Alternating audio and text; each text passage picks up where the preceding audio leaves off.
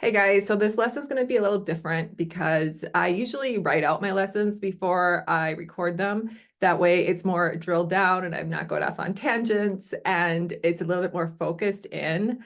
However, I wanted to present this one in a more raw format because of the topic that I'm discussing, which is going to be a lot about emotions and feelings. And the way I'm feeling today is a lot of anger and frustration, and it's not a feeling that I sit well with very often. I feel like it's wrong. And I kind of came to this epiphany in the last 24 hours that perhaps the reason why I think it's wrong is because everybody else does. And not so much that it is a wrong thing, but it's actually quite natural. So I will apologize though, because I guarantee you this one will have a lot of jump cuts because I'll probably be making a lot of edits. I spent the weekend looking for why I was feeling the way I was feeling and trying to push down any frustration or anger I was experiencing.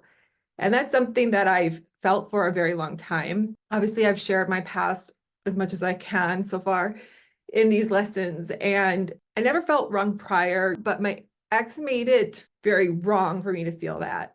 And then in the last situation as well, of course, A also emphasized how wrong it was for me to feel anger and accused it of having a temper or why things didn't work out. I think one of the reasons why, the Barbie movie was so popular was because it really did reflect on a lot about how women are meant to behave a certain way. When women become angry, it's then we're crazy or erratic. But, if a man shows anger, then it's just him being strong and tough and it's expected. And this has been going on since the dawn of time, really, in all honesty, when civilizations have come together and recognizing gender roles. I mean, in the past history, if you think about like ancient Greece or even in the 50s, I mean, if women became angry, they were considered hysterical. I mean, it was such abnormal reaction that they were performing hysterectomies to take out the hysteria because they believed that uteruses floated in a woman's body, and that's what caused the hysteria, which I'll give credit to actually A for that because I didn't know that's why they called them hysterectomies. But back in the 50s, I mean, you could throw a woman in an insane asylum if she was your wife without due process or without reason. And I hate to even genderize this because it's not just in women in a way too. I mean, I understand that on the flip side of this, that men aren't allowed to be sad. I mean, men aren't allowed to express emotions. Anger is okay, but that's not really an emotion for a man. It just shows him that he's tough. But if you look sad or if you cry, then you're weak. It's amazing to me how much society defines who we can be and how we can feel. And then we wonder why we have all these issues. What is the benefits of cognitive intelligence versus emotional intelligence? Which one is better than the other? Which kind of led me down this rabbit hole that there's actually, I guess, one theory that shows that there's 5 different types of intelligence, like whether you have like social intelligence. That was another concept I came across. Spatial intelligence, mathematical intelligence. And the concept of intelligence is such a debatable thing because it's a made up thing, right? Like our intelligence was created by humans. So to define what intelligence is a human thing. You don't see animals being like, well, that elephant's smarter than me because he has a bigger brain.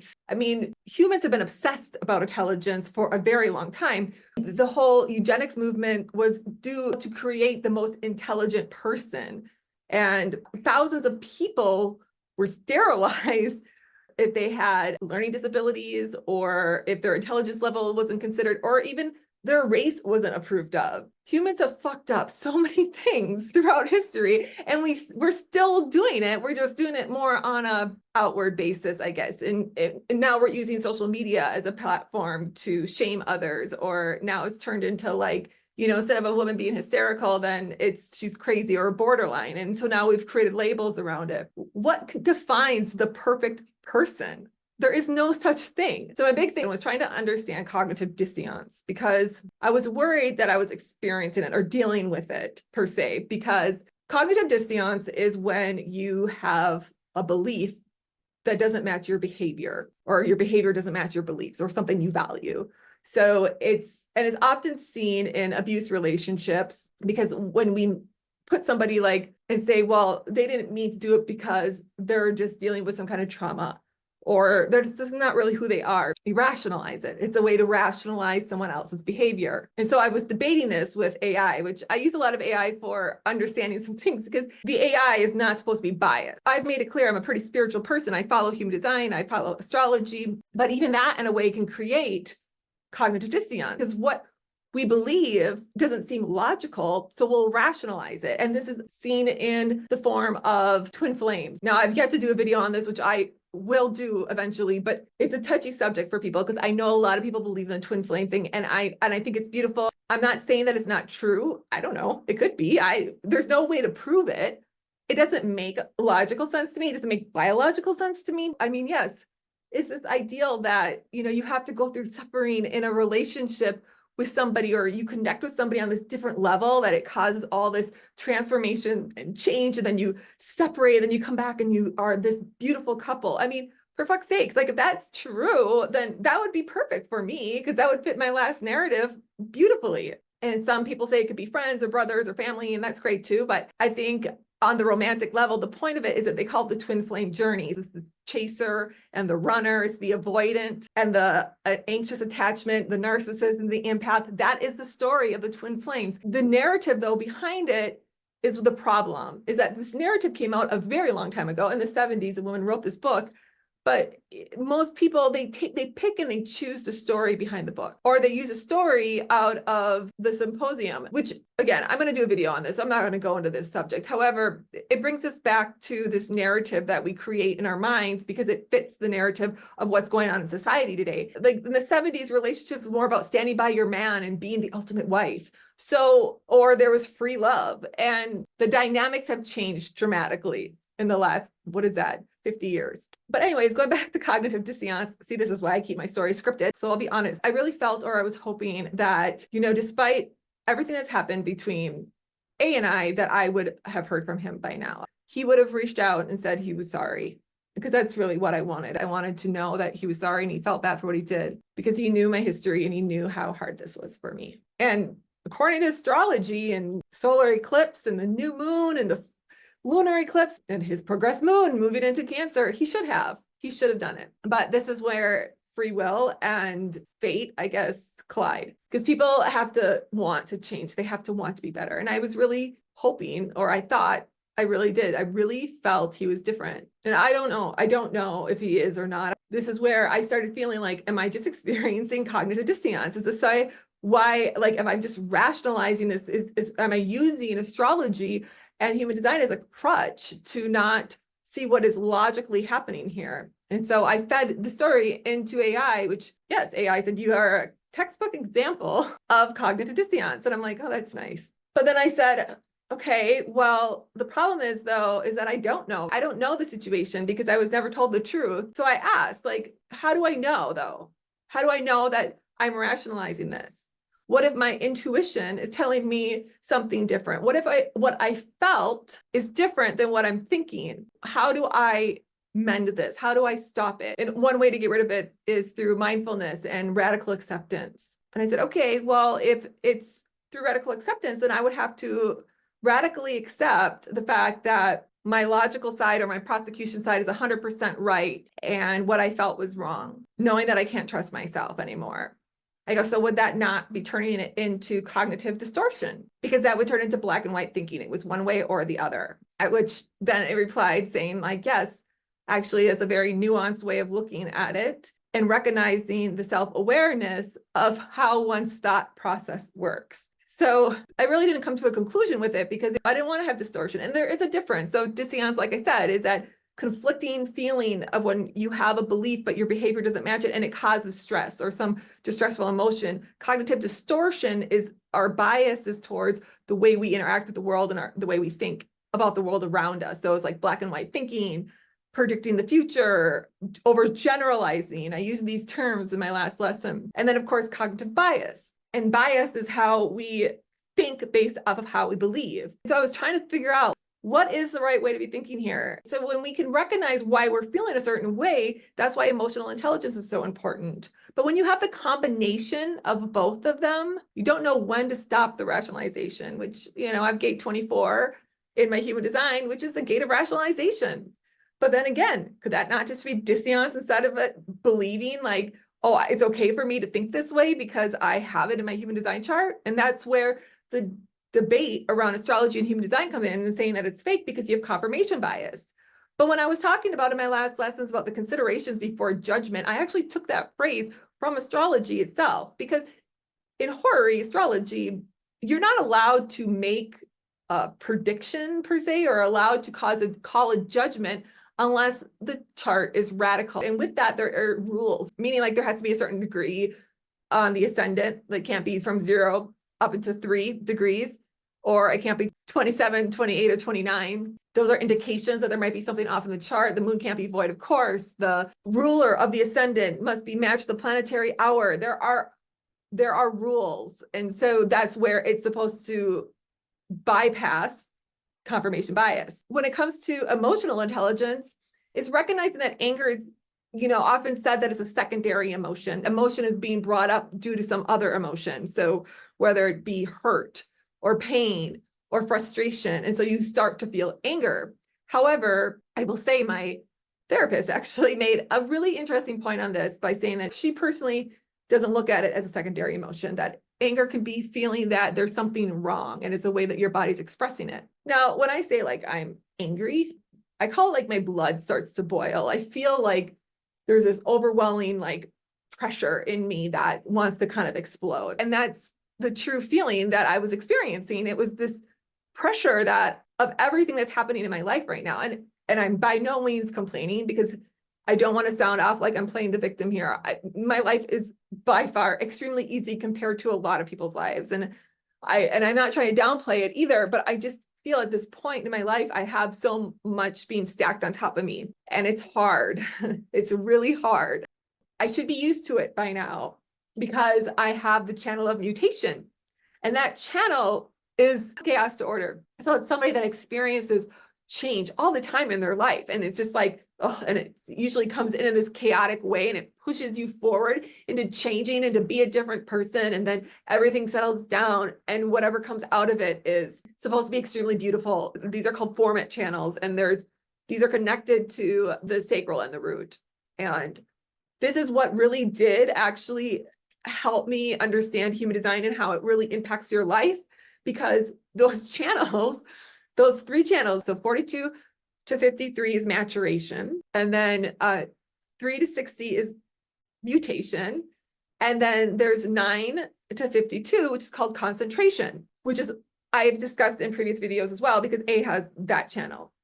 Now, these 3 format channels in human design, they override everything in the chart, meaning like it doesn't matter it doesn't matter if you're a generator or a manifesting generator or a projector. You can't control them, basically.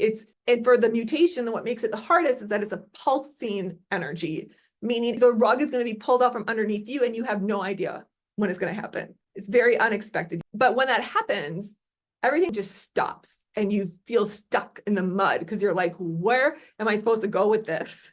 And that's because gate 60 is called limitations. It's limiting you. So you feel stuck, and then you have to push your way through with that gate 3, find a different way of looking at things and pushing your way through the chaos so you can get to that order. And you would think by now, being 42 years old, that I would have this under control, but it doesn't get any fucking easier. I'm experiencing anger, and that's a shadow state of gate 60. It's getting angry at what limits us instead of pushing through it. But you know what? Like, I'm fucking human, you guys. Like, I can only take so much limitation before I snap. Like, I just, and I never used to be this way. But the reason why is, like I said, is because of having years of where that anger had to be suppressed because of other people's expectations, because I'm a woman and I'm not allowed to get angry. But I don't have a temper. I don't get angry. I push it down, which will cause me to blow. And then that's what causes that craziness. So before, like I said, I never used to be ashamed of my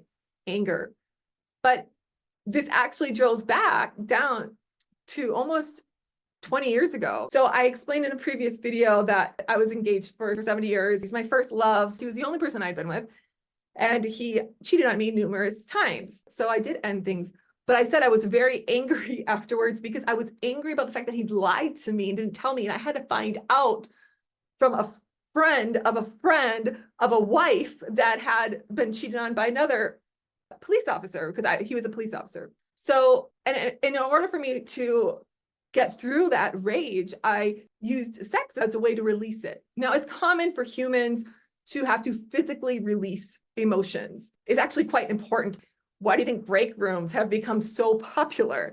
It's a way to release the rage. It's a way to release the emotion, whether that emotion be rage, anger, sadness, whatever it is, grief, it comes through and you have to be able to physically release it. You have to move it out of your body. And there's a theory behind this when it comes to releasing trauma, in the way that there's a book called Waking the Tiger by Peter Levine. It talks about it as like the survival mechanism, right? So when you're looking at animals or in nature, if you've ever seen or been playing with, let's say, a rabbit or a mouse, and all of a sudden it looks dead, and you're like, did I kill it? Now, what they do is they play dead, right? So you've heard that term. Well, this is like, it's a physical reaction for an animal. They literally just, their bodies just shut down to remove the pain. And the book uses an example of an impala getting caught by a cheetah.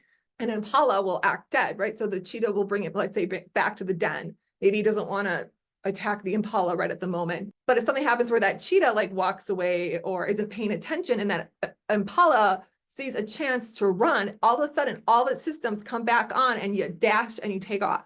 So in a human sense, it's how you have to physically move to get through trauma. And it makes a lot of sense for myself because, as I mentioned, like when I get in my situations with relationships and things end, even though I still have feelings for somebody, I will leave the city and go someplace far away because I'm physically moving myself away from the situation that I consider dangerous. So going back to my early 20s, I didn't do it then. I stayed in the area with my ex-fiance was at, but I utilized a different way of moving. I utilized sex. I thought that I would sleep with whoever. I didn't care.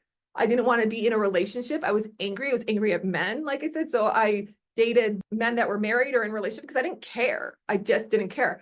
I went sociopathic for a little while because I was so angry and I just didn't know how else to process it. I didn't understand the emotion. But that caused cognitive dissonance in me because I didn't like who I had become. I felt gross. I felt dirty. I felt inhumane. And it didn't line up with my belief systems of how I felt about love, how I felt about intimacy. And so that's when I started going to therapy. I moved to Vegas, of all places. But during that time, I did end up finding somebody that I wanted to date. I liked him. And he was my first official sociopath. And like I said, this is normal for me because of having a sociopathic father, right? So this was me before I had realized you fall in love sometimes with what you consider love. But the problem is that, narcissistic abuse and narcissism and sociopath and emotional abuse was not a thing at this time. It was in 2006. So it was when the pharmaceutical industry started really booming with all these mental health medications. And the psychologist I was seeing during the time when I was dealing with this, because I was behaving in a borderline type way. I didn't know if he was lying to me, which he was. I didn't even know he had a girlfriend. I found out because his girlfriend actually called me. And so they put me on Lamotrigine to be able to stabilize my mood. So I guess trigger warning, I should have said that probably in the beginning, trigger warning about like abuse and suicide and all that stuff. But I was on this medication for, 14 years. And I didn't question it once. I was prescribed it. Lamotrigine is a mood stabilizer. And they often prescribe it to people that are bipolar or if you have seizures, because that's what it was originally for. It's an anti-convulsion drug. Now, here's the problem with pharmaceuticals. They have no idea how Lamotrigine works. They just know that it works, so they give it to people. So it did stabilize my mood. I was able to control my irritation and I didn't get angry very often. I was able to just be like, whatever, and move on to the next. Now, problem with that though, is that suppressing or stabilizing your mood is not allowing those natural swings of moods that are supposed to. It doesn't, your warning system around, when you feel anger or fear, these are emotions or sadness or grief. These are emotions you're supposed to experience. It's important to experience them because if you don't, then you don't push through the trauma. You just bury it. It just internalizes it. So dangerous, especially for somebody that doesn't need it. Now, they've rationalized it for me because their diagnosis was mild borderline traits. So I wasn't diagnosed with borderline personality disorder. Not style, not type. Okay, now, again, this is why knowledge and awareness is so important, because back then I was like, okay, that must mean I'm borderline. No, it doesn't mean I'm fucking borderline. Everybody has mild borderline traits. It's a natural reaction to abuse. Everybody has them. So there's different levels that you can look at it on the spectrum. You have the mild traits, you have a certain style, or you have a type, or you have a disorder. So that's how it works on the spectrum. And borderline and Lamotrigine has been studied, and it does not work for borderline. But and understand, like, I had to continually go to psychiatrists to get it re-prescribed, and nobody retested me. It was just given to me because the last person gave it to me. So that's where medical biases come in play. Well, the problem is that I wasn't meant to be on this, and I had thought about getting off it numerous times, but I was just kind of like, I'd read a lot about it, like, oh, maybe I shouldn't, because I've been on it for so long. So this is what caused a lot of my problems in the ending of my relationship with my last ex. My ex and I celebrated our 4-year anniversary, and he had came to this realization, like how he had mistreated me and how he wanted to change and be this better person. And he was so grateful for all the fighting that I'd done for him, and what a good girlfriend I had been for those 4 years, never pushing down that anger, right? And we were talking about how he had actually mentioned to me, because I was starting to get sick a lot. I was feeling very sick. Well, this is also normal when you're in a sociopathic relationship, is that your body will start to manifest it. So I was getting physically ill a lot. And he thought maybe she got off medication. And I said, quote unquote, to him, I said, I could be a vicious cunt if I get off of the medication. So I don't know if you want me to. And I was kind of joking about it, but it was also, I thought that's who I was. Literally like a week later, after he had said that to him, and I'd warned him about this, Now there is a huge like warning sign when you're taking medications like this, any kind of medication that messes with your brain, that you are not meant to, you cannot get cut off from it. Like, getting cut off from it cold turkey is extremely dangerous. I want to make it very clear before I continue this. I'm not saying that it doesn't work for everybody. Antidepressants and stuff like that, I believe that they do help certain people. And I know, like, bipolar disorder is an extremely challenging disorder. I get it. Like, this is where medication really does come in handy, because it can help with those manic episodes and those depressive episodes. Same with schizophrenia. I mean, there's tons of antipsychotics that help with that kind of mental disorder. However, when it comes to personality disorders, first of all, they should never be a prescription for something unless you actually know what the personality issue is at hand. You should not be prescribing a medication unless you are 100% aware of the full situation, and this is what will help them. I cannot stress that enough. So my psychiatrist had forgot to refill my prescription. And I was like, okay, well, it's fine. I knew that it was dangerous to be cut off of it, but I was like, everything's great in life. Like, I'm good. Like, I'm not going to get angry. Like, my boyfriend is understanding his issues, and we're working on our problems, and everything is just peachy in life. Yeah, let's swing in that channel mutation. And my ex was like, are you going to be okay? Like, I was like, you know what? I think I'll be fine. But like, just whatever you do, can you not like go into your little episodes? Like, since you're working on yourself, like, just if you could behave yourself, like, until I can get this refilled, can you just do that for me? And he's like, yeah, we'll be fine. Well, my psychiatrist had gone out of town on vacation, so I couldn't refill it for almost 4 weeks. Okay. Now, my ex, of course, saw this as an opportunity instead of the support that I needed. He went into one of his little episodes and decided that he was done with me, and I lost my fucking mind. And that's why I attempted suicide, because I didn't know how to handle it. I mean, my brain, I couldn't even function. I cannot tell you the side effects that comes with this when you're cut off. I mean, I'm fortunate that I didn't die, to be honest. I did a lot of research on this afterwards, and like, that's why I wanted to do a whole separate video for this, but I'm getting more into it more than I wanted to. But the point of it is that, I felt every emotion that I have not felt for 15 years come out of me. And yeah, I mean, oh man. And even in that time, I still wasn't even that bad. Like, that I could have like destroyed this man, but I didn't. I kept, like I said, this is why I know, like, when someone says, oh, because of your temper, I'm just like, sweetie, you have no idea. Like, please, like, there's nothing you can say to me that's going to accuse me of being like a hysterical or irrational person, because I'm allowed to get angry. The problem is that when I push it down and I internalize it, you're going to make me explode. So when I finally got angry at my ex, then all of a sudden I was a horrible person. And I was so emotional and he was so not really used to dealing that with me that he punished me for it. And he knew exactly what I was going through. I mean, I gave him all the paperwork. I gave him studies to show what was going through my brain right now. And I was saying, like, you're putting me in a dangerous position. One of the major side effects of getting cut off of Lamotrigine is suicidal thoughts and attempts. That's just why it's important to be tapered off of it. And instead of him taking that information, and which I said, he's a health professional. Now he's a chiropractor, and which obviously isn't the same as a psychiatrist, but he should have known, or at least wanted to understand what it was that I was going through, but he didn't because he's a sociopath. So instead of looking at it and understanding it, he used it as a weapon against me. He told everybody. He said, "Oh, she's crazy." And nobody really knew how to handle it either, because most of the time when he would go into his episodes, I mean, I'm sure he went to his friends and his family and they were like, "Charity's a great person. Like, why are you screwing her over?" And so he would have to come back. But he finally had the ammunition to make me look like a crazy person. And on top of that, he knew I was suicidal. He knew it and he encouraged it.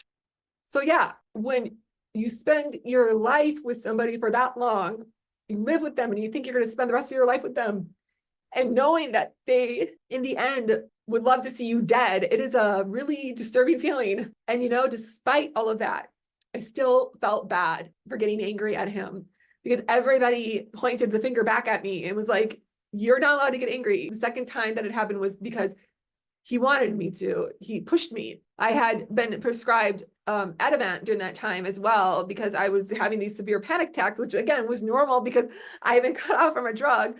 And he took that away from me. He took it. He and hid it from me. So I couldn't even calm down. And all my resources, my network that I would call for help was not available. He knew all of this and he pushed me. And he put me in the position to attempt to take my own life. And he knew it. He knew I was attempting it when he left me alone. My dogs actually started freaking out. They knew something was wrong. And then I realized oh my God, what will happen to them? If I die, what's going to happen to them? Is he going to come back? Because he didn't care. He knew what was happening. He didn't care. And I knew this because I found out afterwards that he had actually contacted one of my friends to try to get me into a psych ward. And she was like, "I'm not doing that. She's not crazy," because he wanted to go to Mexico to see his ex-girlfriend. Now, the thing about that is that what he did was illegal. You cannot, especially if you're a health professional, leave someone alone if you know that they are suicidal.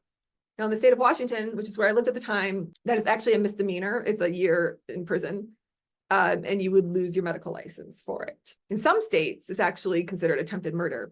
In Massachusetts, if you leave somebody or you are an active participant in their suicide, it's considered, you could be accessory to murder. This was actually brought into the public with that one case where the girlfriend had encouraged her boyfriend to commit suicide and they put her on trial. There was also a case of that in Minnesota where a woman did actually commit suicide due to her husband's abuse, and he was also put on trial. It's a big deal.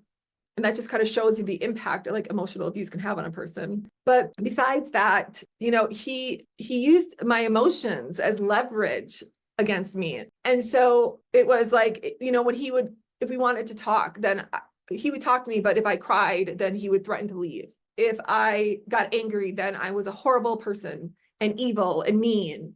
And look at what's wrong with me and crazy. It was never him, ever.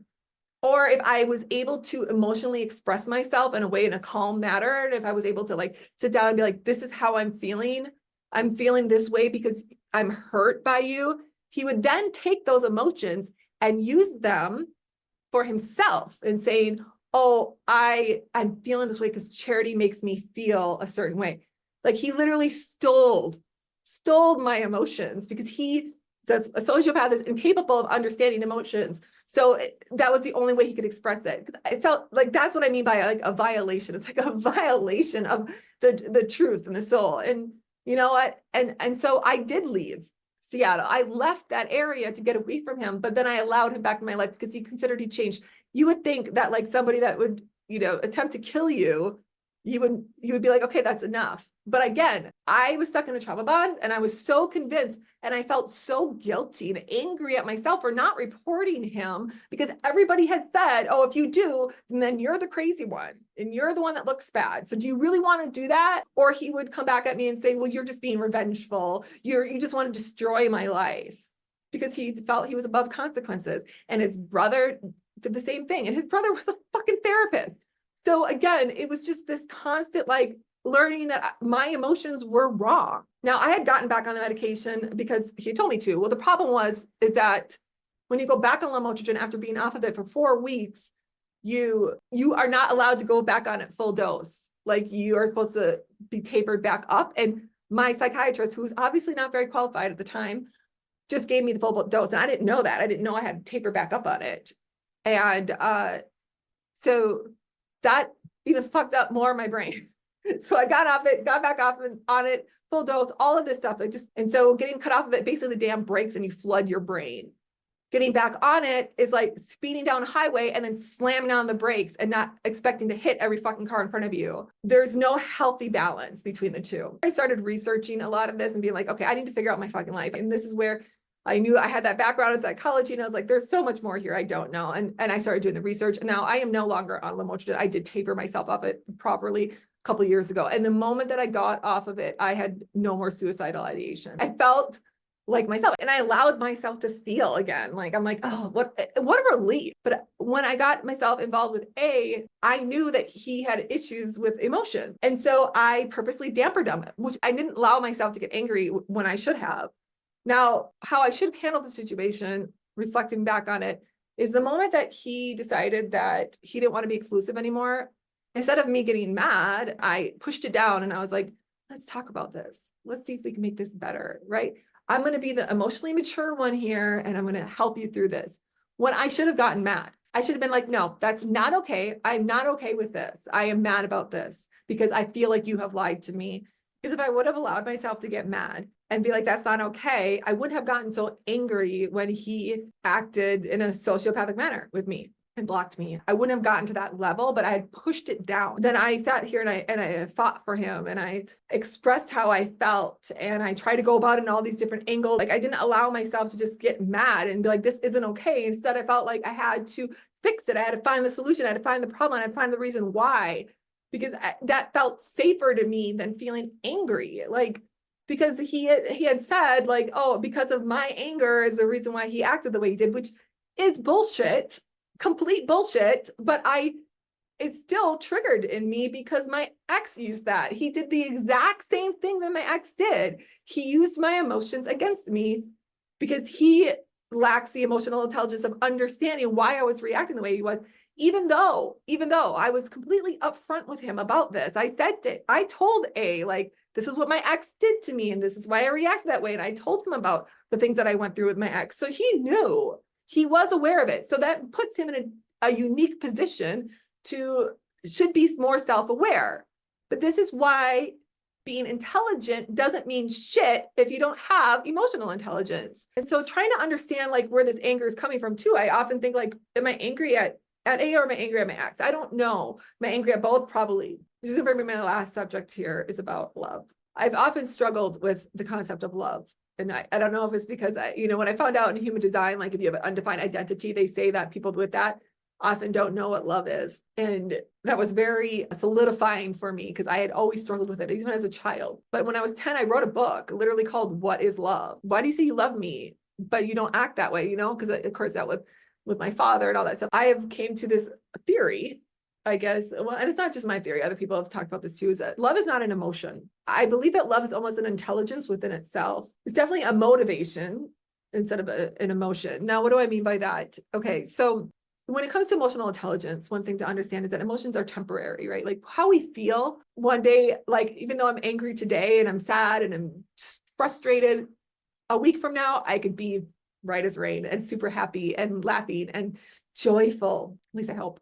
Love is not a temporary feeling. It's a process. It's something that builds and grows and is sustainable, or should be. Now, there is a difference, I think, because I really struggled with this after my ex, because I was told by a lot of therapists and the research that I did that I never loved my ex, or he never loved me, because sociopaths are incapable of love, or you can't really love somebody that's abusive to you.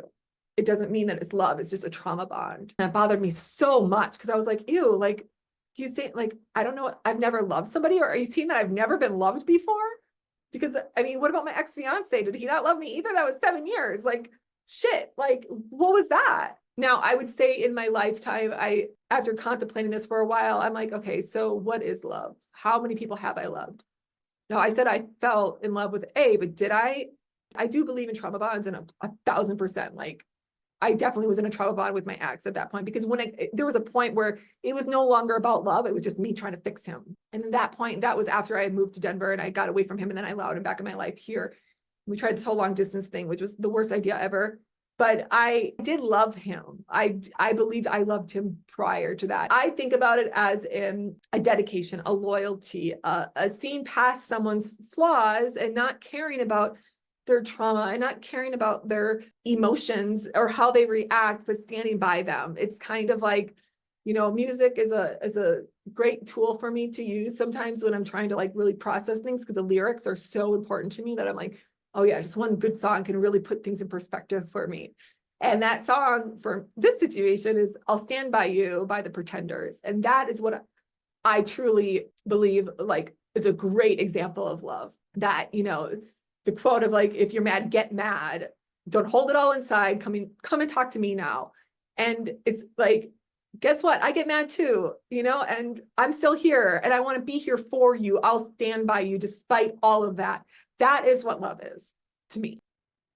I don't think it's wrong to forgive somebody or to see past their flaws. And, whether you want to call that unconditional love or not, but that's what I consider love. I know for those 4 years, for sure, like I did really love him, and I would have forgiven him. I would have, if he would have changed, but I loved him so much that I also knew I couldn't be with him unless he changed. And I never once said to him, I want to get back together with you.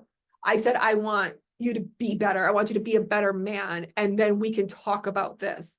I need to see that you're changing. I need to see that you're working on yourself. And then maybe we can see this and make this effort and take it from there. That's what I wanted. He says he was trying, and I thought he had, but it was a lie. Again, I mean, I was naive, because, that's what love does sometimes. And I didn't turn him in to the police, and I didn't turn him into the board, because I loved him. I didn't want to see him hurt. Despite of how angry I was and how mad I was, I still loved him. So I didn't want to put his life in suffering. That wasn't a punishment, wasn't retribution for me. I wanted him to be better. And that's where I get angry, because I'm angry at myself. I'm angry that I didn't do that. Like, I allowed love to not do the right thing with him. I should have turned him in. I should have stopped him, because now he has a child and he hasn't changed, and what's going to happen with that child? But I have to let the universe or fate or whatever be in charge of that. I had my chance. I missed it, and I also believe that love is not something that's fleeting.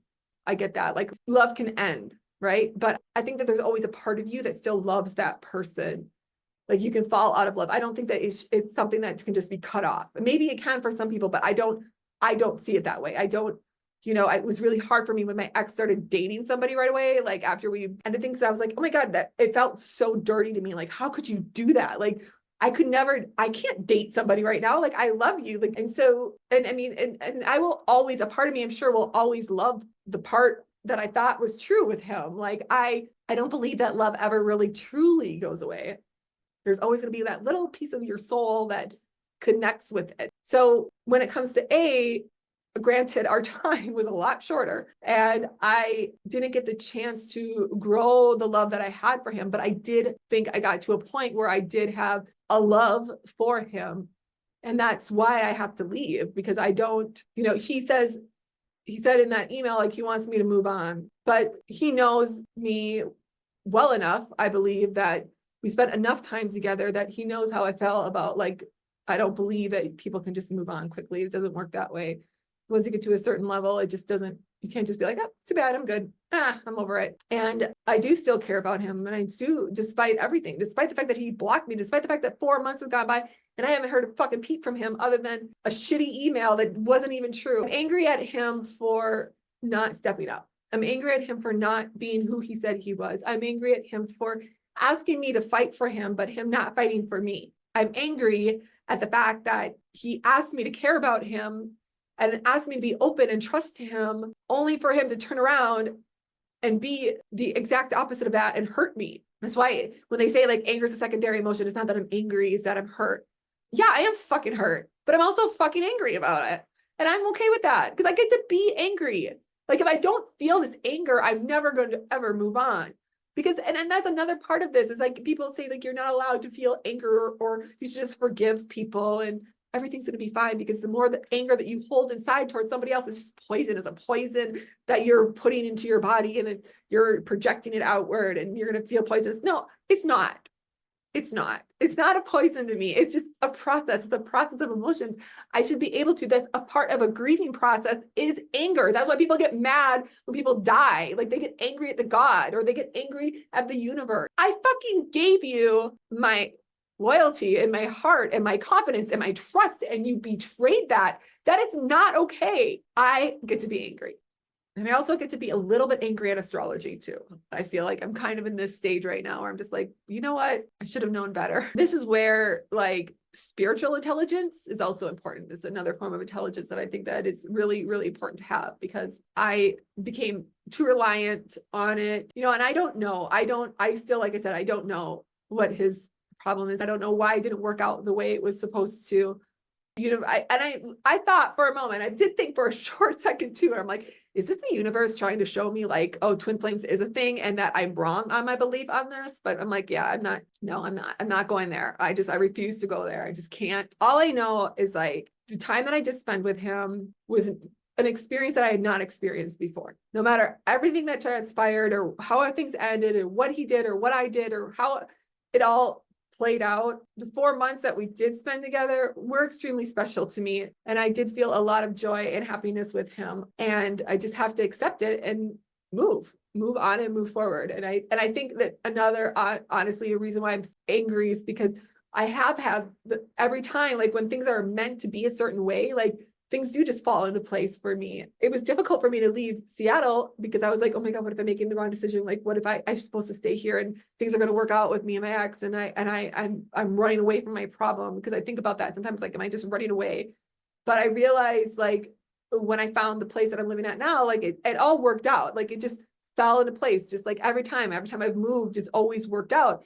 And the fact that I'm meeting this like obstruction, like I'm meeting this resistance that I'm not being able to find it and not being able to sit comfortably with it is causing this upheaval in me that I've not experienced before either. And it's making me paranoid and in the sense of like, is this not where I'm supposed to go? Am I supposed to stay? Like, but I don't want to stay.